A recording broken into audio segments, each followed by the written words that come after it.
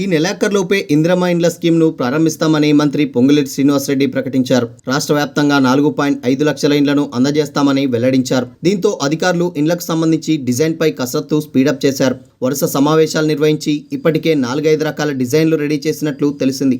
Sadar డిజైనర్లపై housing శాఖ మంత్రి సమీక్షించి ముఖ్యమంత్రికి నివేదించి అప్రూవల్ పొందిన తర్వాతే ఫైనల్ చేయనున్నట్లు తెలిసింది. ఈ అంశంపై త్వరలోనే హౌసింగ్ శాఖ మంత్రి పొంగులేటి సమీక్షించనున్నట్లు సమాచారం. ఇందిరమ్మ ఇండ్ల పాత డిజైన్లకు సమీపంలోనే కొత్త డిజైన్ ఉంటుందని ఆ శాఖ అధికారులు చెబుతున్నారు. అయితే ఇంటి నిర్మాణంలో కాంగ్రెస్ రికగ్నైజేషన్ కనిపించేలా చర్యలు తీసుకుంటున్నట్లు తెలుస్తున్నది. డిజైన్లు రూపొందించే ముందు ఈ అంశాన్ని గమనంలోకి తీసుకోవాలని ప్రభుత్వం సూచించి అధికారులకు ఆదేశాలు జారీ చేసినట్టు సమాచారం. అయితే పాత డిజైన్ నుంచి లోగో కలర్లను స్వీకరిస్తున్నామని అధికారులు చెబుతున్నారు. మరోవైపు కేంద్రం సహకారంతో ఇండ్లు నిర్మిస్తే తాము రూపొందించిన లోగోను ఇండ్లపై తప్పనిసరిగా ఉండాలని కేంద్రం షరతు విధించింది.